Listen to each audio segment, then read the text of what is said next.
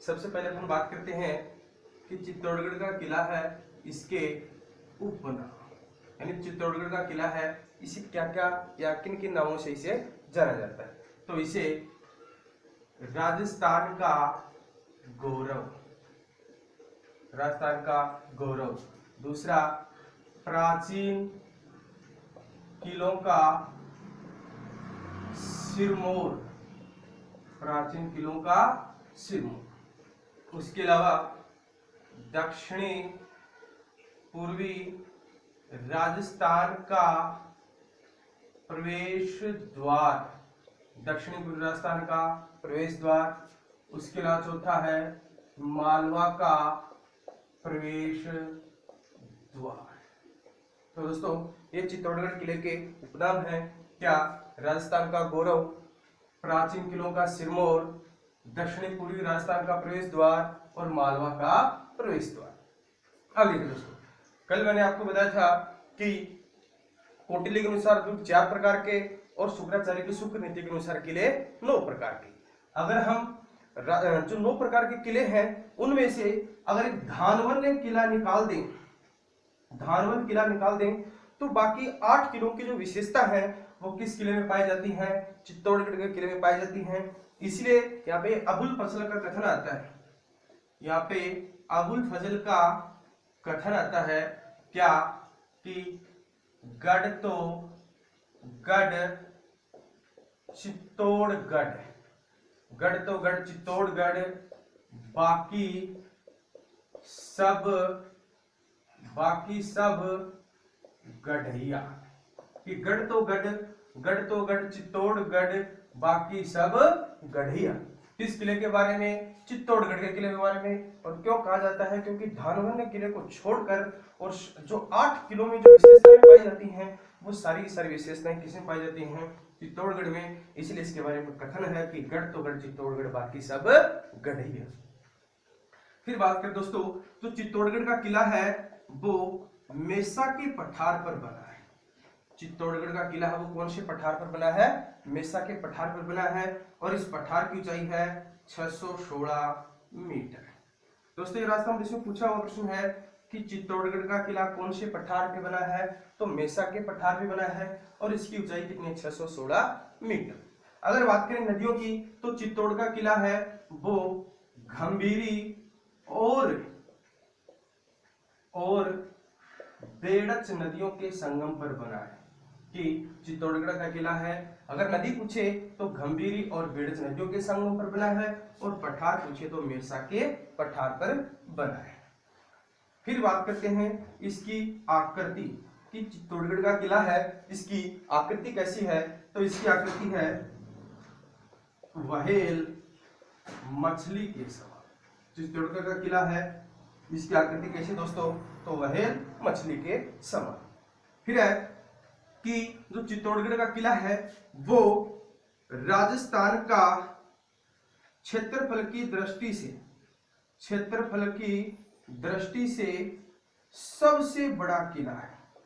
क्षेत्रफल की दृष्टि से सबसे बड़ा किला है। तो दोस्तों चित्तौड़गढ़ का किला है वो क्षेत्रफल की दृष्टि से क्या है? सबसे बड़ा किला, और इसका क्षेत्रफल है 28 वर्ग किमी।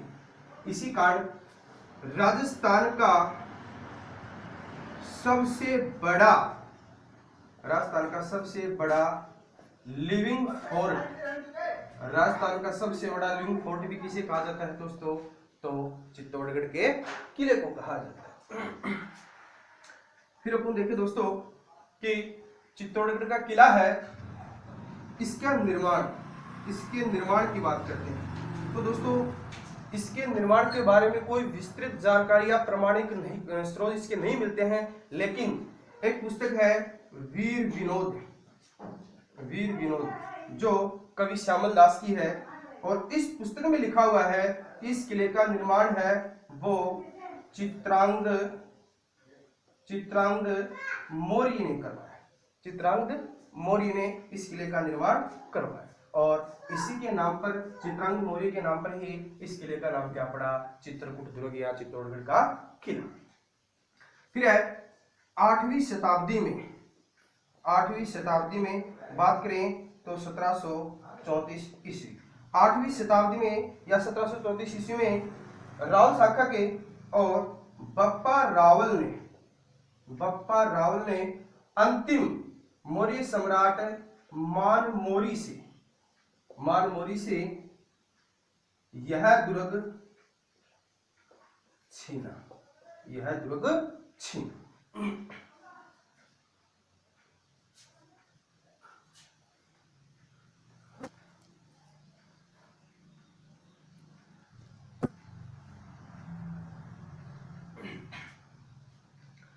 अब बात करते हैं दोस्तों कि इस दुर्ग पे 7 प्रवेश द्वार बने हैं।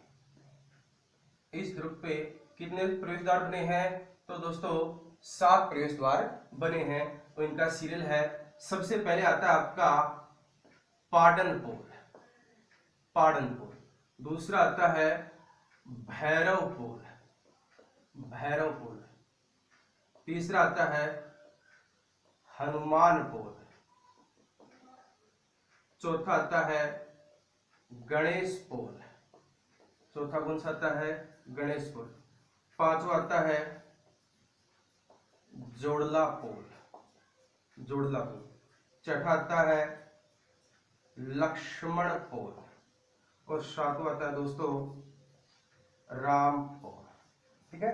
तो चित्तौड़गढ़ का किला है, इसके ऊपर 7 प्रवेश द्वार बने हैं। इनका ऐसे दोस्तों इसकी ट्रिक भी है। कौन सी? बाबे तो हनुमान गणेश और जोड़ला लक्ष्मण राम और जोड़ला लक्ष्मण। ठीक है।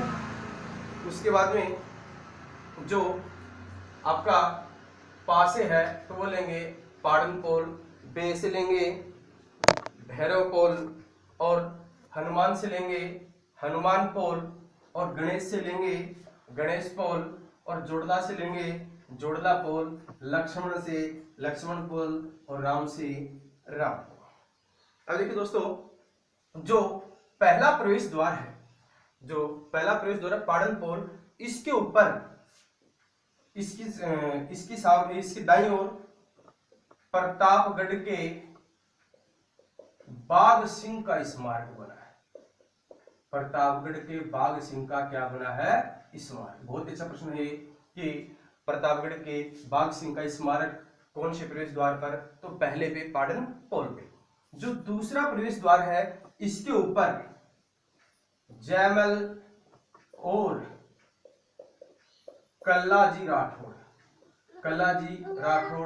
इसकी क्या बनी हुई है? छतरी। कल्लाजी राठौड़ है, इसकी क्या बनी हुई है? छतरी बनी हुई है। फिर इसका जो अंतिम प्रवेश द्वार है इसके ऊपर फत्ता का स्मारक बना है। फत्ता का क्या बना है? स्मारक बना है। ठीक है।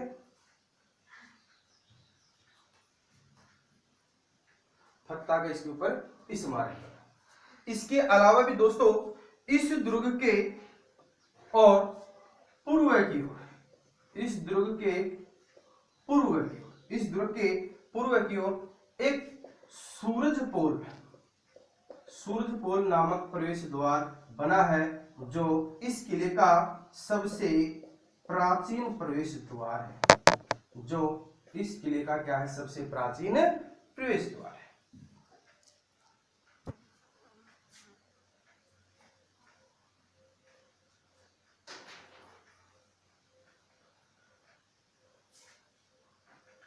इसके बाद देखिए दोस्तों जो चित्तौड़गढ़ का किला है वो सर्वाधिक 3 शाखों के लिए प्रसिद्ध है। सर्वाधिक 3 शाखों के लिए प्रसिद्ध है। ठीक है दोस्तों। तो देखिए इसका जो पहला शाखा होता है वो होता है 1503। पहला शाखा कब होता है? तो 1503 में। तो यहाँ पे 1503 में और चित्तौड़गढ़ के शासक होते हैं राणा रतन सिंह, राणा रतन सिंह। और इनकी पत्नी होती है तो दोस्तों पद्मिनी। और यहाँ पे जो आक्रमणकारी होते हैं तो वो दोस्तों होते हैं अलाउद्दीन खिलजी, अलाउद्दीन खिलजी। तो दोस्तों इसकी छोटी सी कहानी है कि राणा रतन सिंह है, इसका एक इसके राज्य में एक व्यक्ति है जिसका नाम है राघव चेतन। तो दोस्तों ये राघव चेतन है, ये रतन सिंह से नाराज होकर अलाउद्दीन खिलजी के पास चला जाता है। और जो पद्मिनी है इसकी रूप सौंदर्य की चर्चा करता है।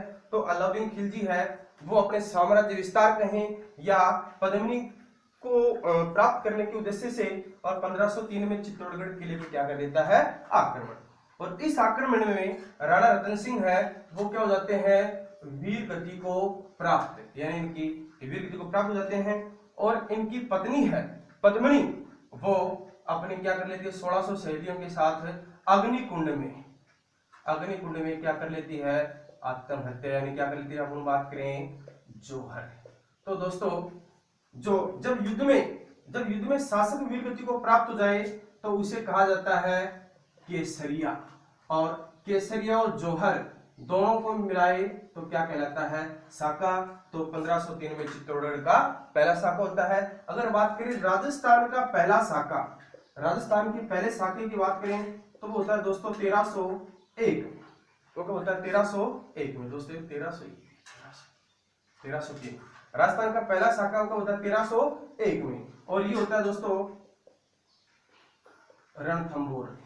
यहाँ के शासक होते हैं हमीर और रानी होती है रंगा देवी। तो रंगा देवी है वो जल जोहर करती है। ये राजस्थान का क्या कहलाता है, पहला साका। और ये चित्तौड़गढ़ का क्या कहलाता है, पहला साका। ठीक है।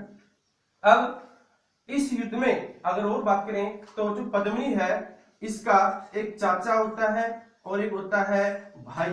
तो चाचा का नाम था गोरा और भाई का नाम था दोस्तों बादल। ये राजस्थान पुलिस में आया हुआ है कि गोरा और बादल का आपस में क्या रिश्ता था। तो आपस में चाचा भतीजे का। अगर पूछे कि पद्मिनी के साथ क्या संबंध थे तो पद्मिनी का गोरा तो था चाचा और बादल क्या था, भाई। ठीक।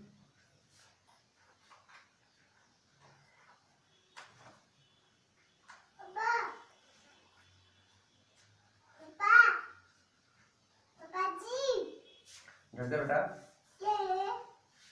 फिर है दूसरा साका। तो दोस्तों दूसरा साका होता है 1534-35। यहाँ पे अल्पायु शासक होते हैं विक्रमादित्य।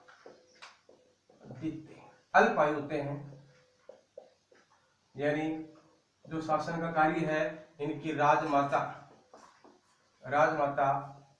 कर्मावती या कर्णावती का अध्ययन होता है। दोस्तों प्रश्न राजस्थान पुलिस में बहुत सी बार आ चुका है, पीछे भी आया है कि यहाँ पे पहले ये देखिए आक्रमणकारी। तो दोस्तों आक्रमणकारी होते हैं गुजरात के बहादुर शाह। तो दोस्तों 1534-35 में गुजरात के बहादुर शाह हैं वो चित्तौड़गढ़ किले पे आक्रमण कर देते हैं। तो विक्रमादित्य अल्पायु होते हैं और राजमाता होती है कर्मावती या कर्णावती। तो दोस्तों इस आक्रमण को देखते हुए जो कर्मावती या कर्णावती है वो हुमायूं को राखी भेजी सहायता के लिए, लेकिन हुमायूं समय पे नहीं आ पाता है। तो जो राजमाता है इसका विश्वस्त सेनानायक होता है प्रतापगढ़ का बाघ सिंह।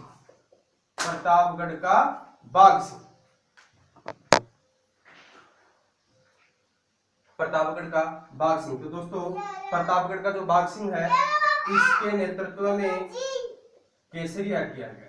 और जो राजमाता कर्णावती है इसके नेतृत्व में जोहर किया गया। जो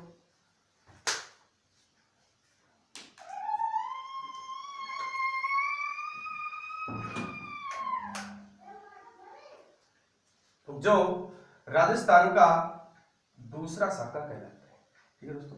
अब देखिए इसके बाद में क्या होता है कि हुमायूं थोड़ी देरी से आता है तो हुमायूं के आने की खबर सुनकर के जो बहादुर शाह है वो चित्तौड़गढ़ का किला छोड़ के चला जाता है और पुनः विक्रमादित्य का क्या हो जाता है, आधिपत्य हो जाता है।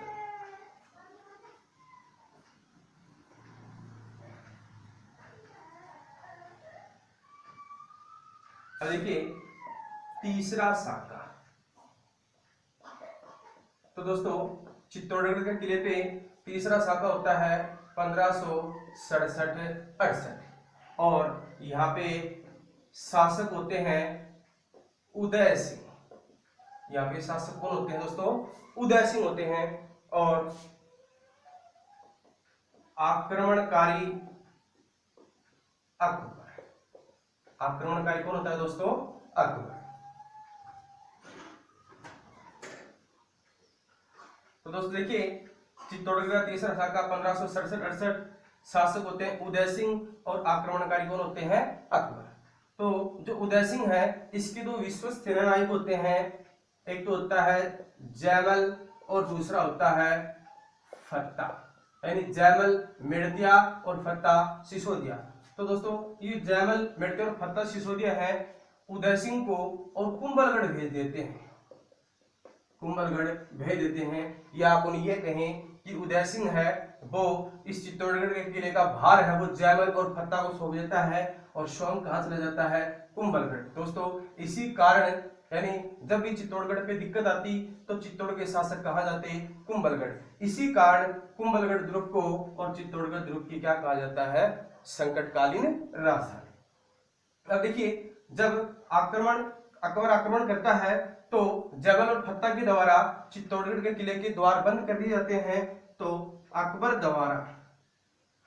द्वारा सोने की चाबियों से और द्वार खुलवाए जाते हैं। देखिए दोस्तों जो जयमल और फत्ता अकबर के साथ युद्ध करते हैं और युद्ध में जो